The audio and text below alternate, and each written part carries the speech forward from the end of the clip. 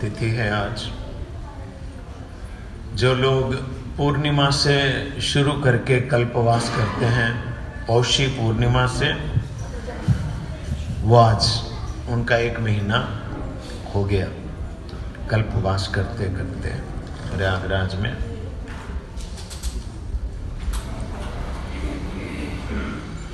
नरोत्तम ठाकुर जी की आज तिथि है, आविर्भाव तिथि। नरोत्तम ठाकुर के बारे में सब जानते ही हैं। कौन ऐसा व्यक्ति है बठिंडा में जो आता है नहीं जानता? सब जानते हैं।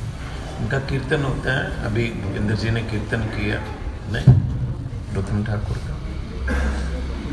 उनके कीर्तन ही ऐसे हैं, घर घर में गाए जाते हैं। परम आराध्य गुरु महाराज ने उनका जीवन चरित्र नरोत्तम ठाकुर का लिखा है।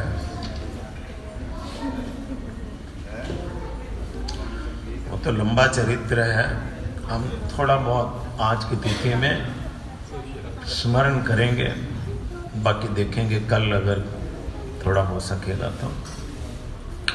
जगत के जीवों का मंगल करने के लिए ही नरोत्तम ठाकुर आविर्भूत हुए थे। संसार के भक्त का आविर्भाव जीव के मंगल के लिए ही होता है।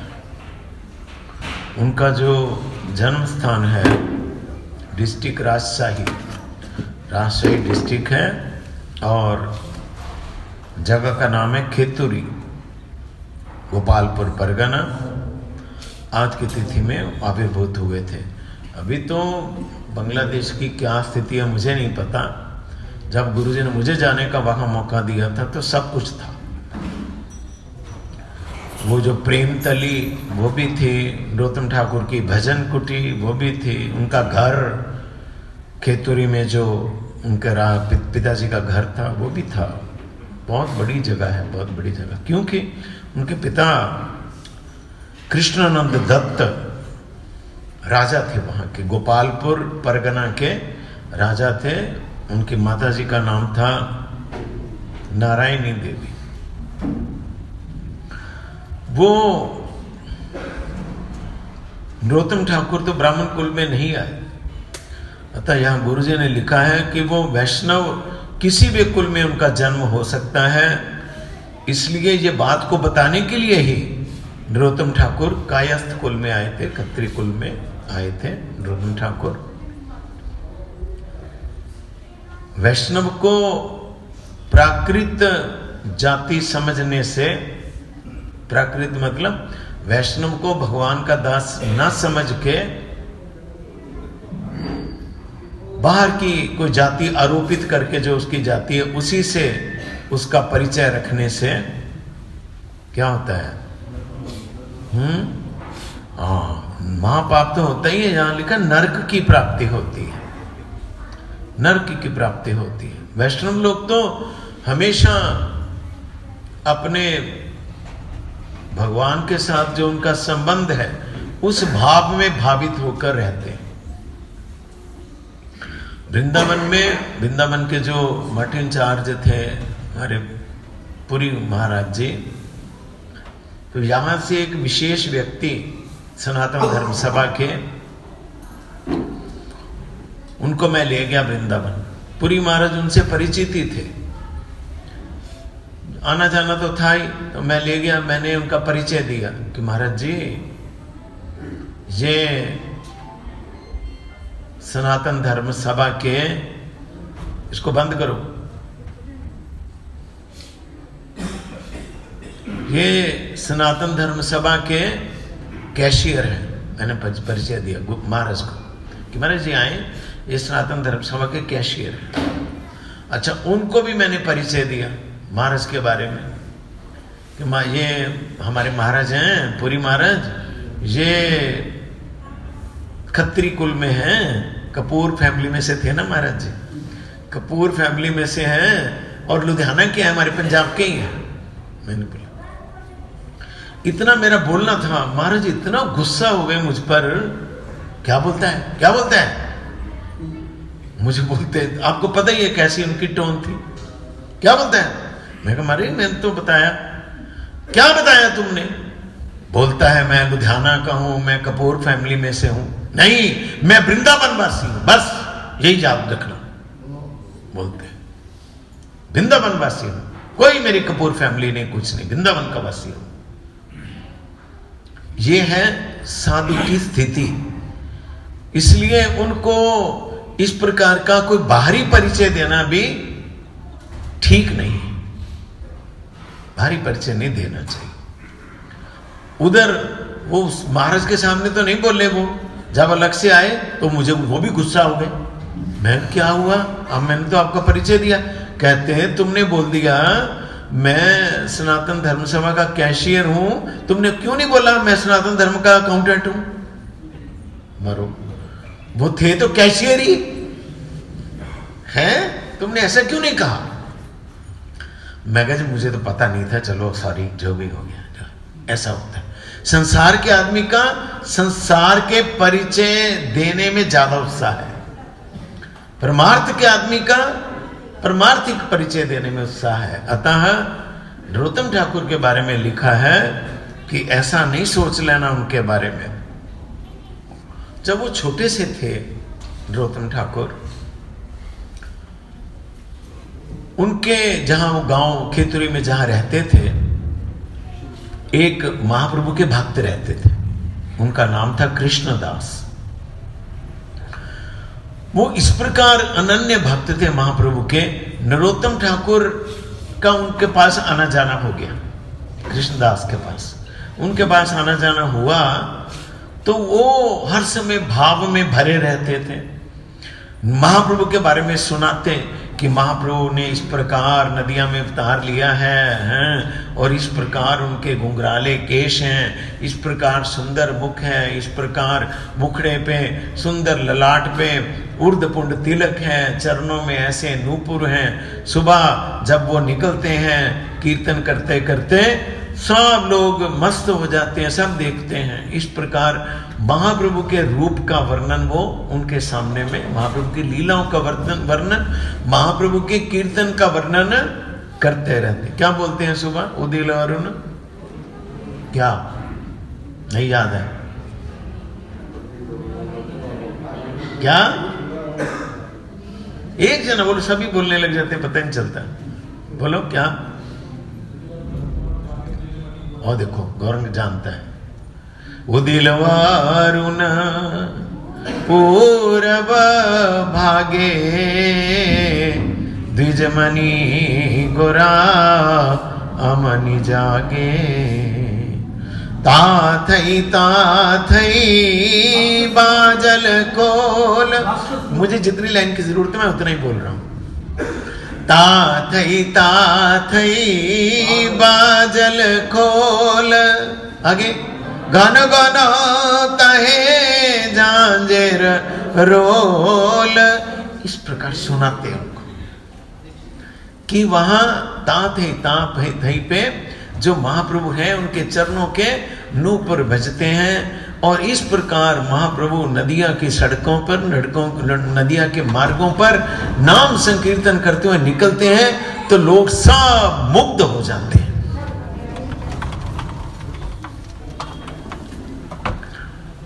इस प्रकार उनके रूप के बारे में, उनकी कृपा के बारे में वो जिसको देखते हैं उसको ही कृष्ण प्रेम से अप्लावित कर देते हैं। हर समय इस प्रकार की महाप्रभु की विभिन्न लीलाएं जो हैं वो उनको सुनाते। किसको? नरोत्तम को। माँ बाप प्यार से नरु बोलते थे, नाम था नरोत्तम। नरोत्तम भगवान का नाम है, हाँ ध्यान रखना, नरोत्तम भगवान का नाम है एक, नरों में उत्तम। इस प्रकार कृष्णदास जी से महाप्रभु के बारे में सुनते सुनते सुनते महाप्रभु के मन में बस गए। हर समय तड़पने लगे महाप्रभु के लिए, हाय मैं कब देखूंगा उन्हें, कब दर्शन करूंगा। वो कृष्णदास से सुनते कि महाप्रभु यहां भी आए थे, पद्मा के उस पार आए थे। अच्छा, तो जाके पद्मा के किनारे पे बैठ जाते, पद्मा के किनारे पे बैठ के वो देखते, लाखों लाखों लोगों को लेके महाप्रभु हरि बोल हरि बोल हरि बोल हरि बोल कीर्तन करते करते निकल रहे हैं। फिर जब वो दृश्य ओझल हो जाता आंखों से, फिर वो पछाड़ खा के गिर जाते, रोने लगते, हाय कहां चले गए महाप्रभु, कहां चला गया। इस प्रकार उनकी तड़प इतनी बढ़ गई कि वो छटपटाने लगे कि मैं कब ये राजा का घर छोड़ूं और कब जाऊं, कहां जाऊं। कृष्णदास जी उन्होंने सुन लिया था। इस बीच में उन्हें महाप्रभु के तिरोहित होने का समाचार मिला। नरोत्तम ठाकुर को दर्शन नहीं किया नरोत्तम ठाकुर ने महाप्रभु का, तिरोहित कि महाप्रभु चले गए, अपने धाम चले गए। इतना वो रोने लगे, इतना व्याकुल हो गए। तब कृष्णदास ने उन्हें समझाया, अरे तुम इतना क्यों करते हो, महाप्रभु तो कहीं नहीं गए हैं, वो तो वृंदावन में निवास कर रहे हैं। इस प्रकार बोल दिया। उनके मन में क्या हो गया कि मैं किस प्रकार जाऊं, किस प्रकार मैं वृंदावन के लिए निकलूं, ये उनके मन में आ गया। हर समय वृंदावन जाने के लिए तड़पने लगे। ऐसा बचपन से ही इनका ऐसा क्यों भाव हुआ, उसके लिए क्यों ऐसा हुआ, वो लिखा है हमारे गुरु महाराज ने कि जब महाप्रभु वृंदावन जा रहे थे, कनाई नाटशाला एक जगह है, कनाई नाटशाला एक स्थान का नाम है, गंगा जी के बिल्कुल किनारे पे है। अभी भी महाप्रभु का है वहां चरण चिन्ह है कनाई नाटशाला में। तो महाप्रभु जब जा रहे थे, जब महाप्रभु कनाई नाटशाला गांव में पहुंचे, वो कीर्तन कर रहे थे। महाप्रभु आवेश में नृत्य भी कर रहे थे। कीर्तन करते करते, नृत्य करते करते पुकारने लगे अचानक, अरे नरोत्तम बाप, नरोत्तम बाप, नरोत्तम बाप, नरोत्तम। बांग्ला में बाप शब्द प्यार का व्यवहारिक शब्द है। बाप का मतलब पिता नहीं, बाप का मतलब प्यार का शब्द है बांग्ला में। क्यों जी? हैं? अच्छा। यहाँ पंजाब में मैंने तो देखा, यहीं आके देखा, खैर मालवा में बोलते बिल्लो, बिल्लो, बिल्लो। मैं तो सुना नहीं कभी पहले, बिल्लो। जो भी है, तो वहां बाप शब्द इस्तेमाल करते हैं। तो महाप्रभु ने नरोत्तम बाप, नरोत्तम बाप, नरोत्तम बाप कह के पुकारा। तब महाप्रभु ने जब इस प्रकार पुकारा तो साथ में नित्यानंद प्रभु थे। नित्यानंद प्रभु ने देखा कि क्या हो गया, अचानक कीर्तन कर रहे थे, ये कौन है नरोत्तम? नरोत्तम का भी जन्म नहीं हुआ। तब महाप्रभु ने कहा, देखिए नित्यानंद प्रभु, देखिए श्रीपाद, आप अपनी महिमा को जानते नहीं, आप नहीं जानते। आप जब श्रीधामपुरी नीलाचल जा रहे थे तो आप भी ऐसे भाव विवल थे, आप ऐसे भाव विवल थे। आपकी आंखों से जो आंसू आ रहे थे भगवान जगन्नाथ के प्रेम में, उस यात्रा में, वो जैसे जैसे आपके आंसू आ रहे थे, मैंने सबको इकट्ठा कर लिया, आंसुओं को, आपके आंसुओं को, मतलब प्रेम के आंसुओं को, और मैंने इकट्ठा कर लिया, इकट्ठे करके रखे हैं। इसलिए ये जो आपका आंसू, प्रेममय जो आंसू है, ये मैं नरोत्तम को मैंने देने हैं, इनको मैं पद्मा नदी के पास में रख दूंगा। तब नरोत्तम का जन्म हुआ। इस प्रकार महाप्रभु के आवाहन से उनका आविर्भाव हुआ, महाप्रभु के पुकारने से उनका आविर्भाव। अच्छा, तब महाप्रभु जी गए, नृत्य कीर्तन करते करते चले गए पद्मा नदी के। पहले तो बांग्लादेश इंडिया अलग नहीं था, एक ही था। पद्मा का मतलब गंगा जी है, गंगा जी को पद्मा, यहाँ की गंगा जी और वहां की पद्मा, ओ जमीन आसमान का अंतर है।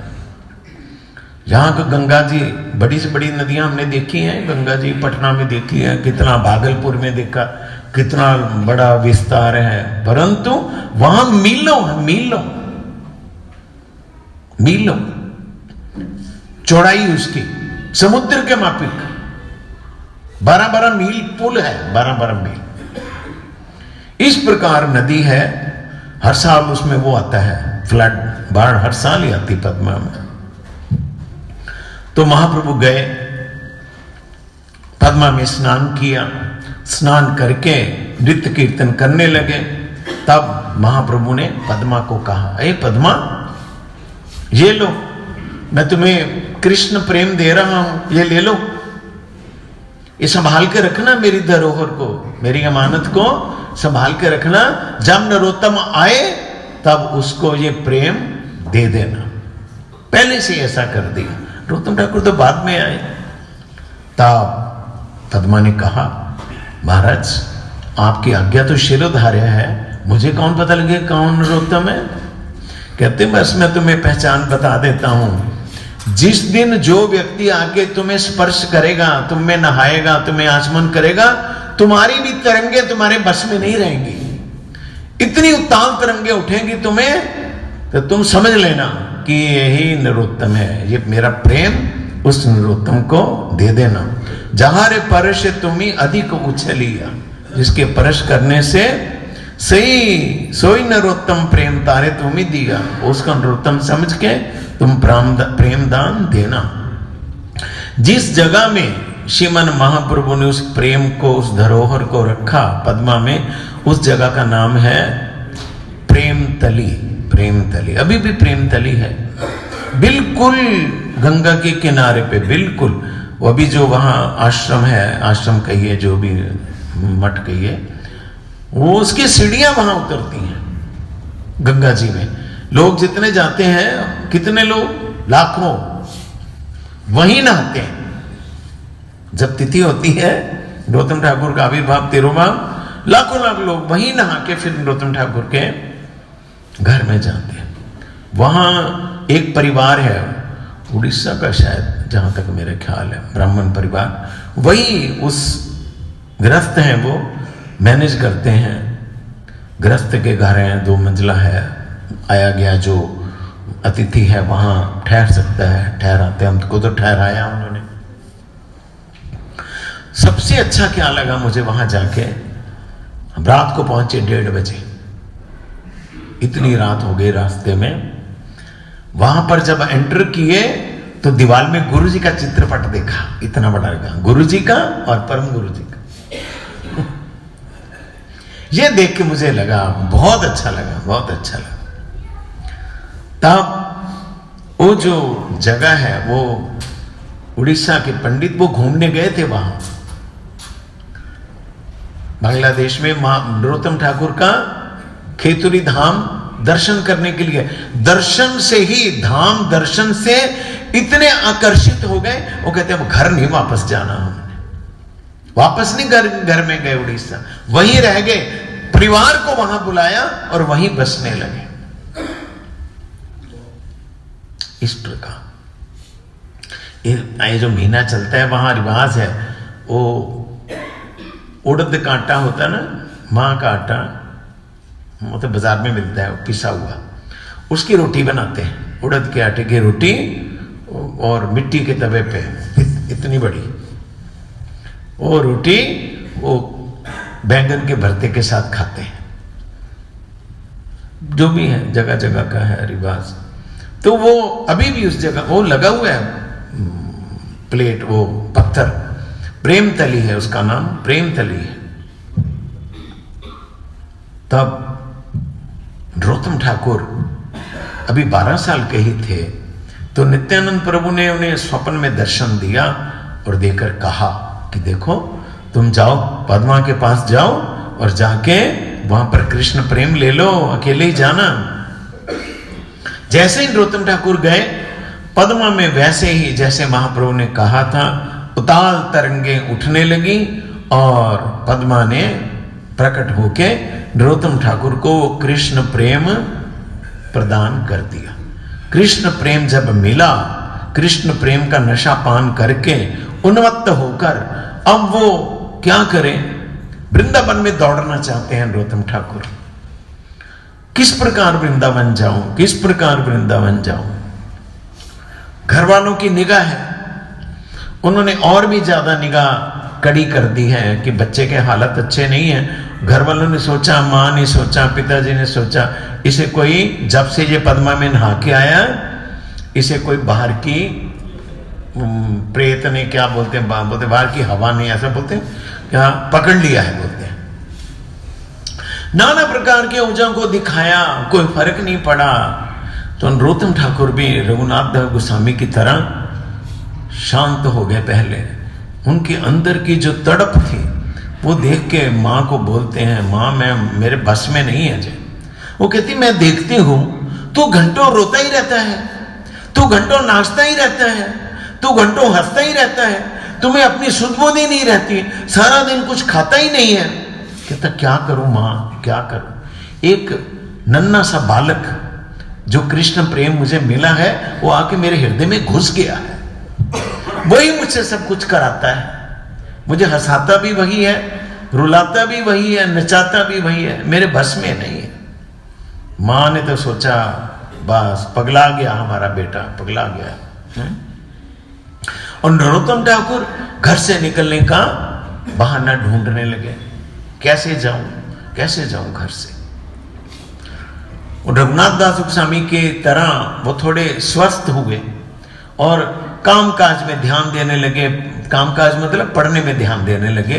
तो घर वालों को थोड़ा आश्वासन हो गया कि अब लड़का ठीक हो गया है, अभी कामकाज में ध्यान देने लगा है, अभी ठीक हो गया। फिर भी निगाह रखने लगे। वो हर समय मौका देखते हैं, कैसे जाऊं वृंदावन, कैसे, कहां खेतुरी, कहां राजशाही है, स्टेशन है राजशाही, और कहां वृंदावन।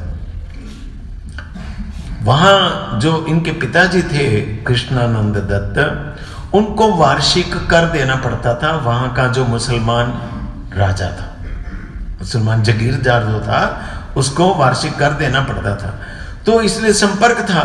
जगीरदार ने सुना कि महाराज कृष्णानंद दत्त का लड़का बहुत ही सुंदर है, वाकई में नरोत्तम अभूतपूर्व सुंदर थे। तो उसके मन में आई, मैं भी इसका चारों तरफ चर्चा है कि महाराज कृष्णानंद दत्त का लड़का बहुत सुंदर है। तो उन्होंने कृष्णानंद को सूचना भेजी कि मैं तुम्हारे लड़के के देखना चाहता हूं, लड़के को दर्शन करना चाहता हूं। तो ये उनके अधीन थे, उन्हें घुड़सवार भेजे दो। तो इन्होंने, राजा ने, कृष्णानंद दत्त ने उनके साथ इनको भेज दिया कि जाओ जगीरदार को तुम जाके मिल के आओ, प्रणाम करके आओ। तो घुड़सवार लेके इनको जब चले तो रास्ते में उनको चकमा देके ये वृंदावन की तरफ दौड़ पड़े। इस प्रकार वृंदावन में दौड़ते दौड़ते भगवत विरह में कातर नरोत्तम सब प्रकार के देह सुखों की परवाह न करते हुए भगवत प्रेम में रोते रोते दिन रात नंगे पांव दौड़ते ही जा रहे थे। होश ही नहीं थी, टारगेट क्या है। और अभी मेरे घर वाले मेरे पीछे न आ जाए, दिन रात दौड़ते रहे। कई दिन तक, गुरुजी ने कहा, कई दिन तक ना उन्होंने कुछ खाया, ना उन्होंने कुछ पिया, ना सोए। परिणाम हुआ एक वृक्ष के नीचे आके वो बेहोश होके गिर गए। तभी एक गोरे रंग का ब्राह्मण बच्चा बर्तन में दूध लेके आया और उनसे बड़ी मधुर व स्नेह भरी भाषा में कहा, अरे नरोत्तम, हो गए नरोत्तम, ये लो दूध पी लो, इससे तुम्हारे पांव में पड़े छाले ठीक हो जाएंगे और फिर तुम सुखपूर्वक रास्ता तय कर लेना। ठीक हो जाएंगे, जो छाले पड़े, तुम्हारी थकावट उतर जाएगी। इतनी बात कह के वो दूध रख के ब्राह्मण अंतर्धान हो गया। नरोत्तम ठाकुर में इतनी शक्ति नहीं थी कि आंखें खोल के उठे और उस दूध को पी ले। वो वही वृक्ष के नीचे गिरे पड़े रहे, नींद आ गई। इस समय क्या हुआ, रूप गोस्वामी और सनातन गोस्वामी, हालांकि अप्रकट हो चुके थे। वो गुरु जी हमारे कोट करते थे, वैष्णव को ऐसा नहीं समझना, गुरु को ऐसा नहीं समझना कि वो अप्रकट हो गया। वो हर जगह जिस प्रकार भगवान जहां चाहे वहां प्रकट हो सकते हैं, इस प्रकार गुरु वैष्णव भी सच्चा गुरु जहां चाहे वहां प्रकट हो सकते हैं। तो वहां पर सनातन गोस्वामी और रूप गोस्वामी दोनों आ गए। आके उन्होंने परम स्नेह के साथ नरोत्तम की छाती पर हाथ रखा और दूध जो श्रीमन महाप्रभु लेके आए थे बच्चे के रूप में, दूध पिलाया, अपने हाथ से पकड़ के पिलाया। उनमें तो शक्ति नहीं थी उठ के दूध पीने की, पिलाया, जिससे नरोत्तम का सारा कष्ट जाता रहा। नरोत्तम ठाकुर का आविर्भाव माघी पूर्णिमा को हुआ था, जबकि उन्होंने घर छोड़ा कार्तिक पूर्णिमा को। घर से जो भागे थे वो कार्तिक पूर्णिमा को गए थे, और उनकी जो दीक्षा है वो श्रावण महीने की पूर्णिमा को हुई थी। तीनों ही पूर्णिमा में हैं। आप जानते हैं कि वृंदावन पहले एकदम जंगल ही था, किसी वैष्णव का वहां पर निवास नहीं था। सब स्थान जो है द्वापर के सब लुप्त हो चुके थे। क्या घाट, क्या कुंड, क्या मंदिर, क्या बावलियां, सब लुप्त हो चुके थे। तो सबसे पहले श्रीमन महाप्रभु जी ने ही भूगर्भ गोस्वामी और लोकनाथ गोस्वामी, इन दोनों को भेजा कि जाओ। इसीलिए तो अब जाएं, वृंदावन में कहीं चले जाएं, राधा कुंड, बरसाना, नंदगांव, कहाँ गोवर्धन, कहाँ, सब जगह आपको क्या मिलेंगे? गौड़ देश के भक्त मिलेंगे। वृंदावन के मंदिरों में सब जगह महाप्रभु का दर्शन मिलेगा। मोस्टली सबके माथे पे इस प्रकार ऊर्ध्व पुंड तिलक मिलेगा। कारण क्या है? इसका उद्धार ही महाप्रभु ने कराया वृंदावन का। भेजा भूगर्भ स्वामी को और लोकनाथ, ये साक्षात उनके शिष्य ही हैं महाप्रभु के। तो जब वे आए, आके उन्होंने वहां पर दिन रात रह के गंभीर भजन किया, गंभीर भाव से भजन किया। क्या मतलब? दिल से जगह जगह भगवान को पुकारा। जब भगवान को पुकारा तो भगवान ने ही इनको पकड़ के दिखाया, ये देखो, ये मेरा गोविंद कुंड है, ये मेरा कंकन कुंड है, ये मेरा फलाना कुंड है, यहां पर मैंने ये लीला की, यहां पर मैंने ये लीला की, भगवान की। तभी वो सब वन, ये सेवा कुंज है, ये निधि वन है, ये जो भी जितने, ये अमुक वन है, ये अमुक वन है, एक प्रकाशित हुए। तब इन्होंने दुनिया के लिए आज जो हम जाके देख रहे हैं कि ये महावन है, ये गोकुल है, ये नंदगांव है, ये जो जावट है, जो भी, एक किसकी देन है? ये देन है लोकनाथ गोस्वामी जी की और भूगर्भ गोस्वामी जी की। लोकनाथ गोस्वामी जी का वैसे तो वो समाधि उनकी वृंदावन में है, वृंदावन में रहे, परंतु मूल में वो खैरा में रहे। गांव का नाम है खैरा और शास्त्र में नाम है खदिरवन। खदिरवन में जाके रहे। देखा खदिरवन? देखा नहीं? देखा क्यों? वो तो आप जाएंगे बरसाना, अगर जाएंगे तो रास्ते में पड़ता है बरसाना। छाता से जाएंगे तो छाता स्टेशन उतर के अगर जाएंगे तो रास्ते में पड़ता है। वहां पर लोकनाथ गोस्वामी की सरोवर के किनारे में मूल समाधि है। मूल समाधि ना, क्षमा करें, गोकुलानंद में मूल समाधि है, वहां पर भजन कुटी है।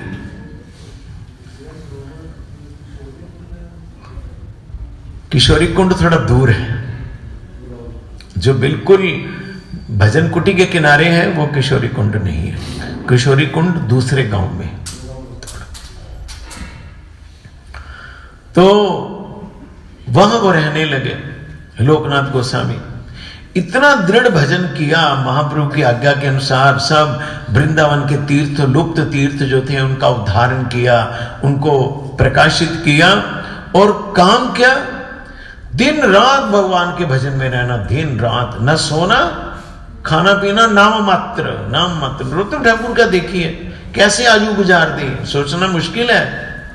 चावल नहीं खाते थे, चावल की जो पिच बोलते हैं, बस उससे ही जिंदगी निकाल दी। चावल की पिच में वो तरकारी थोड़ी लेके, सब्जी लेके, बस यही हो गया। किस प्रकार वैराग्य से भजन किया इन लोगों ने। तो उन्होंने प्रण किया कि मैं बस कृष्ण भजन ही करूंगा, मैं कोई शिष्य धारण नहीं करूंगा। है क्या शिष्य धारण करना? लोकनाथ गोस्वामी प्रण कर लिया, संकल्प कर लिया उन्होंने।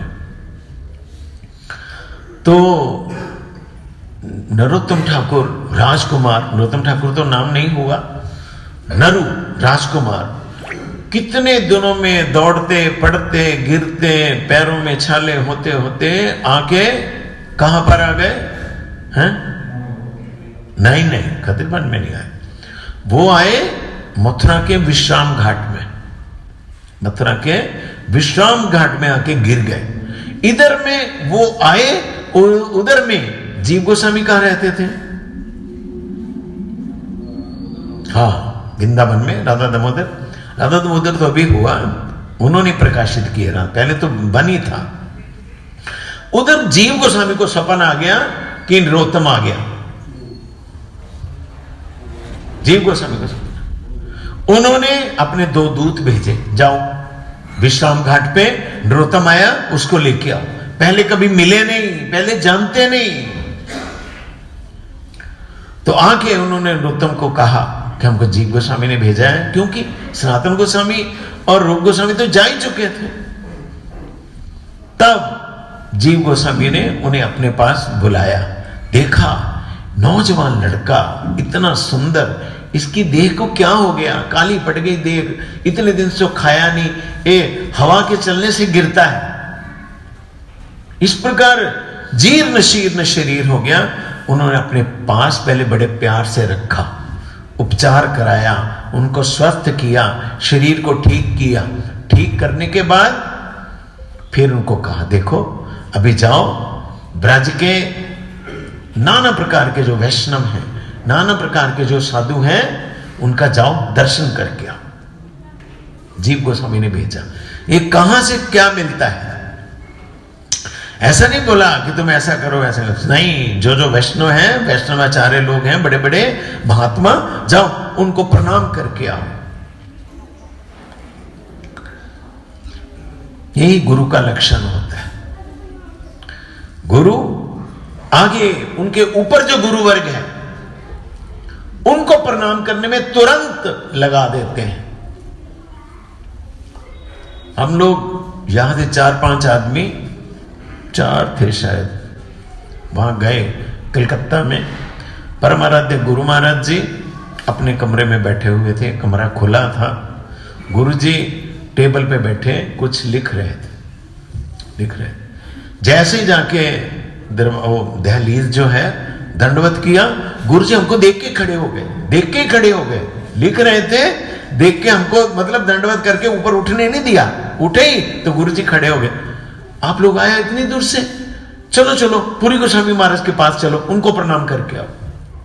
महाराज गुरु जी ना साथ में गए, साथ में जाके उनके कमरे में ले गए, पुरी गोस्वामी महाराज के कमरे। महाराज आपको पता है थोड़ा सीधा नहीं बैठते ना, बहुत वृद्ध एज हो गई थी, थोड़ा लेट थे बेड पे। महाराज ये लोग पंजाब से लोग आया आपको प्रणाम करने। ये होता है गुरु का लक्षण। मुझे प्रणाम करो ये नहीं होता है, वो अपने जो गुरु वर्ग। इसलिए इनको जीव गोस्वामी ने क्या कहा कि जाओ ब्रज के जो महात्मा है उनको प्रणाम करके आओ, उनकी कृपा को लेके आओ। तो गए उस समय जो लोग थे जगह जगह में गए, ब्रज की जगह जगह वनों में जगह जगह गए। तब उसी संदर्भ में ये लोकनाथ गोस्वामी का दर्शन हुआ इन्हें। जब लोकनाथ गोस्वामी का दर्शन हुआ, घूमते घूमते इनका चित्त जो है लोकनाथ गोस्वामी में चला गया। मेरे तो गुरु जी यही है, मैं तो इन्हीं को गुरु मानता हूं। बस चित्त में बस गए, मैं इनको गुरु मानता हूं। अब क्या करें? जब पता चला कि लोकनाथ गोस्वामी ने तो संकल्प करके रखा है कि वो किसी को शिष्य नहीं करेंगे, इनके सिर पर तो वज्रपात हो गया। मैं क्या करूं? मैंने जिनको अपना गुरु धारण कर लिया मन ही मन में, अब वो शिष्य नहीं करेंगे तो मैं किसकी शरण लूंगा? तब इन्होंने कुछ ना देख के प्लान किया उनकी सेवा के लिए प्लान किया। कैसे इनकी सेवा कर? कोशिश की, भगा दिया, मुझे किस सेवा की जरूरत नहीं है, मैं अपने आप कर सकता हूं। उम्र कितनी थी उस समय लोकनाथ गोस्वामी की? लगभग 100 साल, लगभग 100 साल। भगा दिया। फिर इन्होंने अलक्षित भाव से, जहां पर वो वन में रहते थे लोकनाथ गोस्वामी, उससे दूर थोड़ी एक घास फूस की छोटी सी कुटिया बना ली, उसके नीचे रहने लगे और कुटिया से एक फासला रख के लोकनाथ गोस्वामी की कुटिया की परिक्रमा किया करते, साथ में महामंत्र करते, भगवान का नाम करते करते परिक्रमा किया करते। लोकनाथ गोस्वामी के कानों में आवाज पड़ती, ये कौन हरि नाम करता है, कौन हरि नाम करता है, पर सामने में कभी आए गए नहीं।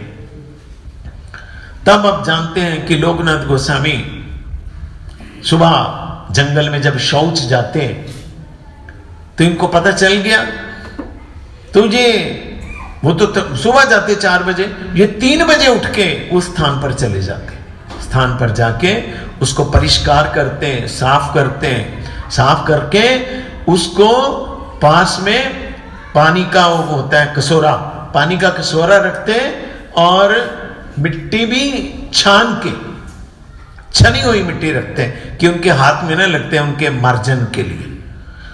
तो जब लोकनाथ गोस्वामी शौच होके चले जाते हैं, ये मल को उठा देते, मल को उठा के फिर उसकी जगह को साफ करते, और ऐसा महीनों किया, साल भर असर नहीं हुआ कोई। लोकनाथ गोस्वामी का दिल पिघला नहीं। जब नहीं पिघला तब ये जो लोकनाथ गोस्वामी जब शौच करके जाते उसकी परिक्रमा करते, परिक्रमा करते करते वो अलग राज्य की बातें हैं। किस प्रकार गुरु में दिव्य बुद्धि होनी चाहिए, किस प्रकार गुरु जी में इस प्रकार ट्रांसेंडेंटल भावना रखनी चाहिए, नरोत्तम ठाकुर ने करके दिखाया। परिक्रमा करते, प्रणाम करते, शौच को प्रणाम करते, प्रणाम करके फिर जिस क्या किया, वो वृक्ष की टहनियों से सूखी डालियां तोड़ ली, वहां झाड़ू थोड़ी था, फूल झाड़ू है, वहां डालियां तोड़ के उन्होंने कस के इसका झाड़ू बना लिया। उस झाड़ू से जगह को बुहारते, बुहार के उस झाड़ू को अपनी छाती से लगा लेते, छाती से लगा के रोते घंटों, हे झाड़ू, तो बोलते हैं वृंदावन में बोलते हैं सोहनी, झाड़ू को बोलते हैं सोहनी सेवा। हे झाड़ू, हे बुहारनी, तुम ही मेरा एकमात्र अवलंबन हो, तुम ही मेरा एकमात्र सहारा हो, तुम ही मुझे लोकनाथ गोस्वामी को मिला सकती हो, तुम ही मिला सकती हो। जब लोकनाथ गोस्वामी ने देखा रोज ही ऐसा होता है, तब उन्होंने, जब वो 4 बजे जाते थे वो भी 1 घंटा पहले चले गए। जब गए 3 बजे देखा सामने में सौंदर्य बहुत था ना, बहुत सुंदर थे जे, देखा एक नौजवान गोरा चिट्टा लड़का इतना सुंदर। मैंने पूछा, अरे तुम महाराज कृष्णानंद के लड़के नरुओ? कांपने लगे, रोतन कांपने लगे। हाँ जी गुरुदेव। क्या करते हो तुम? ये काम तुम्हारे करने का है? रोने लगे, मुंह से कोई बात नहीं निकली नरोत्तम ठाकुर के।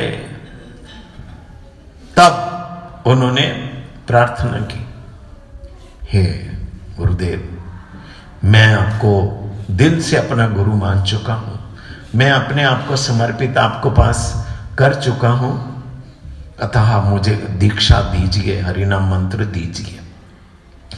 सुनते ही गुस्सा हो गए, क्या बात करते हैं, क्या बात करते हैं, तुम्हें मेरे संकल्प का पता नहीं है? मैंने संकल्प करके रखा है कि मैं आजीवन किसी को शिष्य नहीं करूंगा। बोलता है शिष्य, चलो जाओ यहां से, जाके किसी और को गुरु धारण करो, किसी और को। रोते रोते नरोत्तम ठाकुर थोड़ा पीछे हो गए, पीछे होके दंडवत प्रणाम करके हाथ जोड़ के बड़े विनीत स्वर से कहने लगे, गुरुजी आप मुझे बताइए, एक समर्पित आत्मा, एक समर्पित देह किसी और को समर्पित की जा सकती है?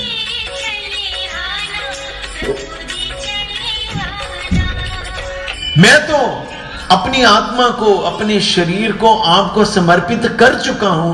आपके चरणों में चढ़ाई हुई चीज मैं और किसको कैसे समर्पित कर दूं? बताइए मुझे।